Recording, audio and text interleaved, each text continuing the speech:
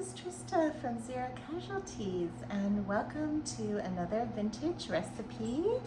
Today we're going to be making yellow rice and chicken, or arroz con pollo, from Cross Creek Cookery by Marjorie Kinnan Rawlings. She also wrote The Yearling and also Cross Creek.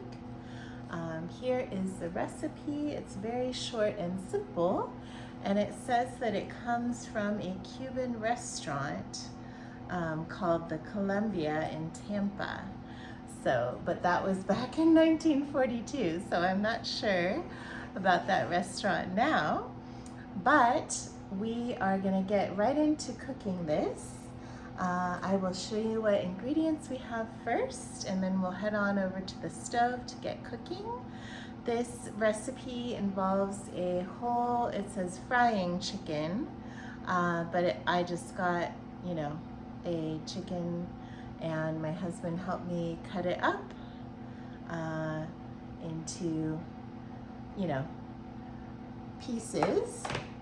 And you can cut them further if you'd like to make smaller pieces, or get a pack that's already cut up. But that's how I did it. And then we have one onion. It's supposed to be slices, but I cut it up a little bit smaller. And then a green pepper that's chopped. And then here in this bowl we have some saffron and a bay leaf. Over there in the pot we have a whole cup of olive oil, because we're going to kind of fry up the chicken first. It says 2 pimentos, but I just got diced ones. You can get the uncut ones if you like, I think, from the store, but I don't know if you can find those too often.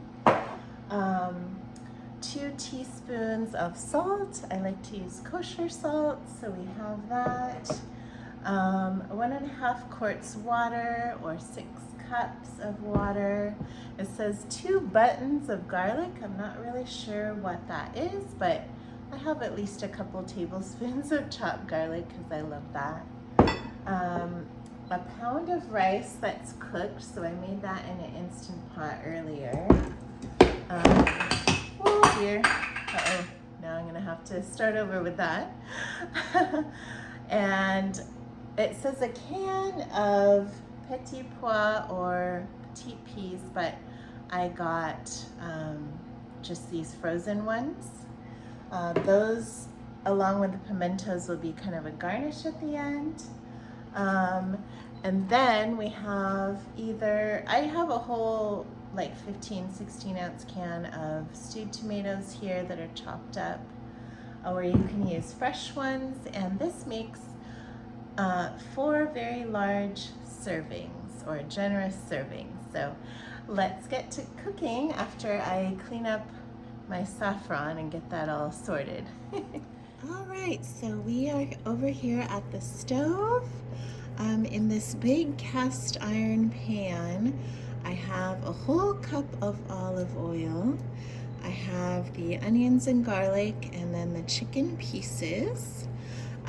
So we are supposed to fry this until it is brown and tender, and then we will add in the tomatoes and the water, and then continue with the recipe. So part of this is done on top of the stove, and then the last part is done in the oven. It says a moderate oven, which I found out is 350 degrees Fahrenheit, or 375, up to 375. I'm gonna go with 350, and we'll see how that goes.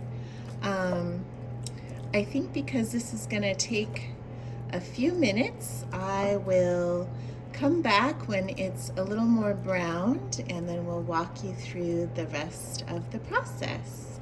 See you in a few minutes. So I just wanted to show you what the chicken looks like after browning a few minutes, or kind of browning / frying with the onions and garlic. So it looks really good. Looks nice and golden brown. So I'm going to add the water and the tomatoes and simmer it for just a few minutes. So I'll be back when we're just about ready to put it in the oven. So now we're back on the stove. And I added the 6 cups of water and the 16 ounce can of tomatoes. So it looks really yummy. It almost looks like a stew or something. And we're just gonna let this simmer for about 5 minutes. And then I will come back and show you what we're adding before we get it in the oven. I thought I'd show you a little bit of the simmering process. We're kind of deglazing the pan and making sure all those yummy onion and garlic bits get incorporated. And I love how it formed a broth with the oil, onion, garlic, and chicken juices. So this is smelling really, really good so far. And I wanted to know if you prefer to cook chicken on the bone or boneless, skinless type of things. I grew up with a lot more on the bone type of things, but it seems like people nowadays don't do that quite as much. But it's kind of nice to get back into this type of from scratch cooking. So we're just incorporating this really, really well. Let me know in the comments below if you prefer on the bone chicken or boneless, skinless type of thing. You could still make this recipe, you know, with whatever pieces of chicken you prefer, but I think it adds more flavor with the bones. You're kind of creating a broth in here. So let me know what you prefer, what you usually cook with. So we can see it is simmering up quite nicely. I'm going to turn the heat down just a little bit. So I'm just going to let this go maybe another minute before we start getting the other ingredients in. It's getting a little foggy, so I'm going to come back in a moment. So we're going to get a little close-up of the arroz con pollo right now. So before we put it in the oven, I'm going to add the bay leaf and then a little bit of saffron here. It adds a beautiful color to the rice. And then we have 2 teaspoons. I like to use kosher salt, so we're going to put that in. And then the green peppers that we have all chopped up, those in there. Or the one green pepper chopped up, I should say. And then I'm going to get all this yummy cooked rice in here. I really like to use the Instant Pot for rice so that I don't have to have too many cooking implements around. I decided instead of having a rice cooker and an Instant Pot, I just have the Instant Pot to do lots of different things, including bean soups and all that kind of thing, chilies, all that. So I'm going to get the rice sort of solidified a little bit, so I need to mix that in. It says to give it a really good stir. And then we're going to put the lid on this and get it in the oven at 350 degrees for 20 minutes. After that time, I'm going to check it and make sure it's all incorporated, and also that the chicken, I think it's pretty cooked through already anyway, but just to make sure. So that's looking gorgeous. So let's get that lid on, and then we will come back to peek in the oven in a little bit. Wow, we are back with the delicious arroz con pollo. It just came out of the oven.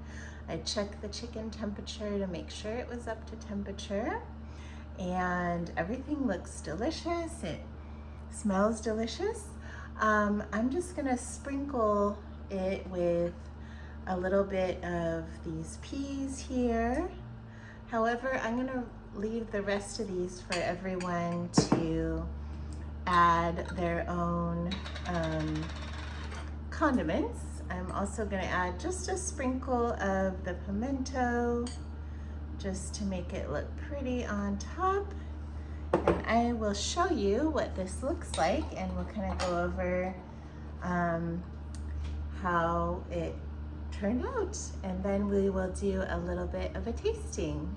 So here is the finished product, the arroz con pollo, or yellow rice and chicken. So this looks really delicious. Here's a large chicken piece, the breast piece, I think.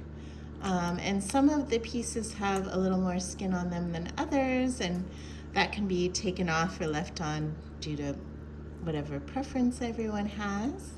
But my guess is the best way to serve this would be to put some of the rice on the plate and then use some tongs to grab the chicken piece you want. And then you can add more of the petite peas and also some pimentos if you like. You can also add more salt and pepper to taste if you'd like, but I think there is plenty in this recipe. So anyways, we will be back to give it a taste. We're gonna be trying this for the first time. It smells good. Yeah, bon appetit. Kind of smells like I smell a lot of, there must be bell pepper or something in it. Yeah, there's bell pepper. It smells really delicious. Yeah, actually. it's almost like a chicken soup with big pieces of chicken.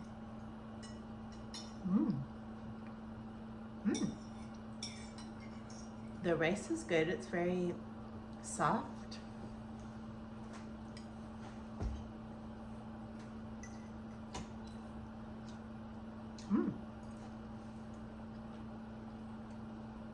Nice tender chicken. The chicken is though. You know what kind of reminds me of? It's like a Latin chicken a la king. Yeah, very much so. Like it doesn't have a lot of, well, it's not spicy, but it is super tasty though. So if you do like spice, maybe I would, put some hot sauce on it or something. That's my only complaint is that it's a little bland for me. Yeah. But like, I could use more, I think the salt level's fine, but I need something to punch it up. Yeah, So. I think when I have this for dinner, I might add just a little Tabasco or something. Yeah, I think I'm gonna put my Valentina hot sauce on this. But yeah, it's not bad. I mean, it's actually pretty good. So, what I would say to everybody is just add your own flavoring, just hot sauce or something on there to punch it up. Yeah. Other than that, it's really, really not good. a bad base, but yeah, kind of like chicken a la king. Yeah. Could use a little zing, I think. A little bit, yes. Maybe even lime or something. Oh, that would be nice. Yeah. Well, we can add our own flair to this. So enjoy. Thanks, everybody. All right, here's Adam with my tasting of, what is this called exactly? Arroz con pollo. Oh, okay, it's just arroz con pollo. I didn't know if it had a special name or not. Oh, yeah.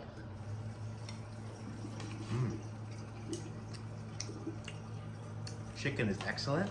Thank you. Gonna have a bit of the rice now.